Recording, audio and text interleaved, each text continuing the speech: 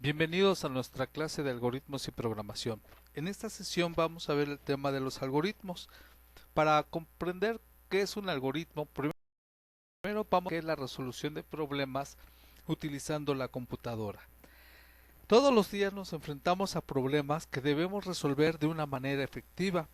Cuando nosotros hablamos de problemas, no se trata de una tragedia, sino de una situación en la cual tenemos que ver cómo alcanzar la meta o cómo resolver esa situación, y para lograrlo tenemos que encontrar una estrategia o un medio, un camino, un proceso para poder dar con la solución o encontrar la meta.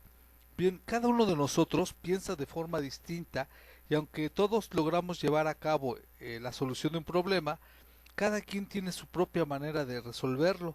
Si esta forma particular para resolver un problema la llevamos a cabo por medio de una computadora, entonces nuestros resultados, aunque sean los mismos, van a cambiar también en la forma de cómo vamos a resolver ese problema.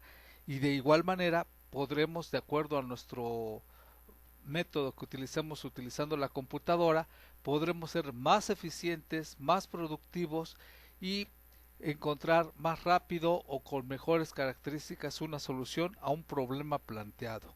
Bueno, para comprender mejor o ir comprendiendo mejor qué tenemos que hacer para la resolución de problemas utilizando una computadora, vamos a ver las siguientes etapas. Lo primero es el análisis. El análisis es la forma como vamos a comprender claramente qué es lo que tenemos que hacer para solucionar el problema. Dentro de ese análisis en el que tenemos que comprender qué es lo que tenemos que hacer para resolver ese problema, está la definición del problema, especificar los datos de entrada del problema y especificar los datos de salida del problema. También necesitamos diseñar una solución. Para diseñar una solución vamos a hacer uso de las herramientas como es un algoritmo, un pseudocódigo o un diagrama de flujo. Vamos a ver más adelante qué es un algoritmo, qué es un diagrama de flujo y qué es un pseudocódigo. Ahorita vamos a ver nada más que el algoritmo es una forma descrita con nuestras propias palabras para diseñar la solución. El diagrama de flujo va a ser dibujar unos símbolos que nos indiquen la solución a ese problema. Y el pseudocódigo ya es una mezcla entre el algoritmo y un lenguaje de programación, es decir, vamos a usar palabras naturales sin tantas instrucciones reservadas, pero ya va a ser un método más estandarizado, es decir, ya no vamos a poder utilizar la palabra que nosotros queramos, sino ya hay ciertas reglas para resolver el problema. Una vez que ya lo diseñamos, vamos a proceder a la codificación. La codificación es ya utilizar un lenguaje de programación para, con todas sus herramientas que tiene ese lenguaje, para dar solución al problema planteado. Cuando nosotros ya codificamos, antes de ya utilizarlo, definitivamente tenemos que probarlo. Probarlo para ver si hay errores, para ver si podemos realizar cambios en el cual nos dé una solución más óptima. Una vez que ya lo probamos y que verificamos que no tenemos errores y que verificamos que funciona perfectamente nuestro programa, vamos a proceder a la etapa de la iteración, es decir, ya lo podemos utilizar estando conscientes y seguros de que nos va a dar buen resultado. Ahora bien, como dijimos ahorita en la etapa del diseño, vamos a utilizar para resolver nuestro problema planteado un algoritmo. Bueno, un algoritmo es una secuencia de pasos o instrucciones para la resolución de un problema. Esta secuencia de pasos o instrucciones para la resolución de un problema lo vamos a hacer de forma descrita. Descrita, es decir, vamos viendo paso a paso qué es lo que vamos a hacer, qué tarea vamos a realizar para resolver nuestro problema. Si ustedes recuerdan, en las recetas de cocina, eso es un algoritmo porque nos va diciendo paso a paso cómo vamos a realizar nuestro platillo. Si nosotros vemos el manual o el instructivo de un aparato electrodoméstico, también nos va diciendo paso a paso cuál es lo que tenemos que hacer o qué actividad o proceso para la instalación, para corregir, para configurar nuestro dispositivo, nuestro aparato electrodoméstico. Bueno, Algunas características de los algoritmos son que debe ser breve y detallado, es decir, buscar un proceso de solución lo más corto posible a la vez, pero también tratando de describir claramente el orden de ejecución de cada operación. Debe ser flexible ya que debe ser apto para adaptarse a futuros cambios o modificaciones. Debe ser finito ya que siempre debe tener un solo inicio y un solo final. Debe dar resultados correctos aún con diferentes datos de entrada. Y debe ser claro y sencillo, es decir, debe ser comprensible para cualquier persona. Bueno, aparte de las características, vamos a ver reglas para algoritmos. 1. Siempre debe empezar con la palabra inicio. 2. Siempre debe terminar con la palabra fin, es decir, siempre debe tener un inicio y un final. Vamos a tener que enumerar 1, 2, 3, 4 cada una de las líneas en las que se va a realizar alguna instrucción. Y como ya lo dijimos, debemos de tratar de ser lo más descriptivos y explícitos con nuestro diseño para que sean comprensibles. Dentro de los algoritmos y dentro de los diagramas de flujo y dentro de los pseudocódigos, vamos a hacer uso de unos elementos que se llaman variables. Bueno, una variable es un lugar de almacenamiento con un nombre único para diferenciarse unas de otras. Estas variables pueden contener un cierto tipo de datos que puede ser numérico, de texto, fecha, etc.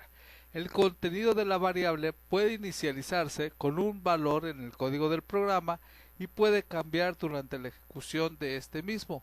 Y por su funcionamiento, una variable puede servir como valor de entrada, como un contador, como un acumulador o un valor de salida. Entonces, la variable es un espacio de memoria. Nosotros tenemos que tener, así como un recipiente donde vertir el líquido en una receta de cocina, tenemos que tener un recipiente donde vamos a guardar el valor que el usuario va a introducir. Entonces, en ese espacio de memoria le ponemos un nombre para identificarlo, que ahí es donde el usuario tecleó o introdujo un valor. Esa variable va a tener un cierto tipo de datos, es decir, si la variable es numérica no puede tener texto, si es texto no puede servir para hacer operaciones aritméticas. Bueno, pues el contenido de la variable ya dijimos que va a empezar con un valor y durante la ejecución del programa va a cambiar. Ahora bien, por su funcionamiento, la variable, si es un contador, significa que esa variable se va a ir incrementando o aumentando y disminuyendo en una cantidad constante, es decir, la variable va a cambiar, pero va a cambiar de 1 en 1 o de menos 1 o de más 0.5 o de menos 2, pero siempre va a ser exacto y constante ese valor en el cual o va a aumentar o va a disminuir. Bueno, los contadores se utilizan con la finalidad de contar sucesos o acciones internas en un bucle o ciclo. Por ejemplo, si nosotros queremos llevar el conteo de una lista de personas, pues con la variable contador nos va indicando cuántas personas llevamos atendidas. Entonces, si una variable nos sirve para una fórmula, en este caso esa variable no nos va a servir como contador. Necesitamos una variable que nos haga esa función del contador. Bueno, la sintaxis se refiere a cómo vamos a utilizar esa variable. Entonces, para la sintaxis o la forma como vamos a utilizar el contador es el nombre de la variable va a ser igual a la variable más el valor constante. Recordemos que en una fórmula siempre el resultado va a ir a la izquierda. Entonces, el resultado va a ser igual al resultado más el valor constante. Ahora bien, variable en la función de acumulador es una variable que se suma sobre sí misma un conjunto de valores para estar de esta manera todos esos valores en una sola variable. Por ejemplo, si queremos sumar todas las calificaciones para obtener el promedio, pues tenemos que utilizar una variable donde vayamos sumando cada calificación. La sintaxis o la forma como lo vamos a hacer es el nombre de la variable resultado va a ser al nombre de la variable resultado más el valor que va a ir cambiando. Podemos observar que la diferencia entre un contador y un acumulador es que mientras el primero va aumentando el contador de 1 en 1 o de -2 en -2 constantemente, el acumulador va a ir cambiando en una forma distinta o variable. Algunas reglas para definir una variable son que los nombres de las variables deben iniciar con una letra, no pueden tener caracteres de puntuación, punto, coma y no exceder de 255 caracteres.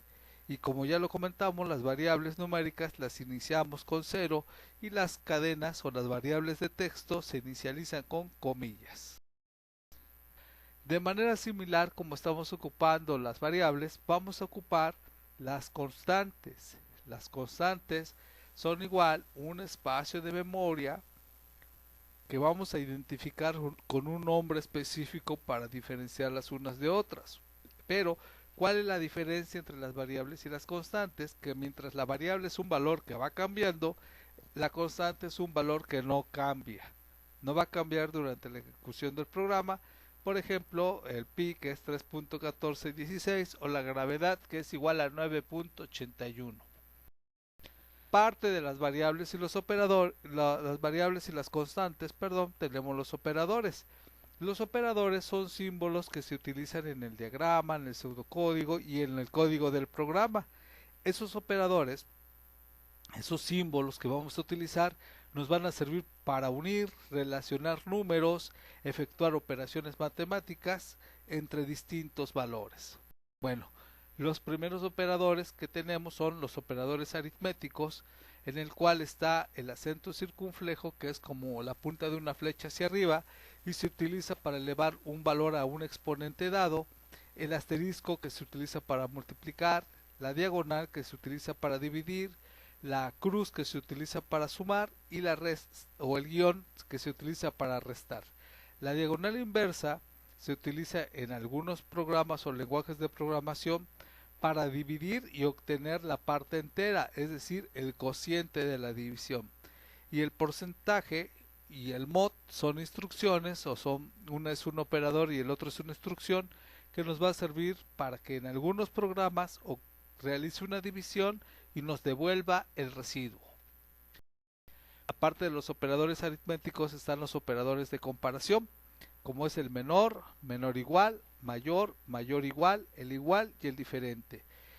Conjuntamente con esos operadores de comparación podemos utilizar los operadores lógicos. El operador lógico AND, que efectúa una conjunción lógica de dos expresiones que se deben de cumplir. Aquí vemos en la tabla que si las dos expresiones se cumplen como verdaderas, entonces la conjunción será verdadera. Si alguna de las dos no se cumple, en los tres casos siguientes será falsa.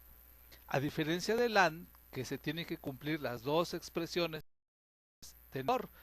El OR se utiliza para ejecutar una disyunción lógica sobre cuál alguna de las dos se puede cumplir. Entonces, aquí también vemos un cuadro en el cual las dos se cumplen, es verdadero. La primera se cumple y la segunda expresión no se cumple, nos da verdadero. Si la primera no se cumple y la segunda sí se cumple, cualquiera de las dos nos va a dar verdadero. Solamente en el caso en que ambas dé falso, vamos a obtener como resultado del OR un valor de falso. Aparte del algoritmo, tenemos el pseudocódigo. El pseudocódigo pues es una herramienta que se emplea para la programación estructurada y que nos va a permitir ir probando el funcionamiento lógico de los programas.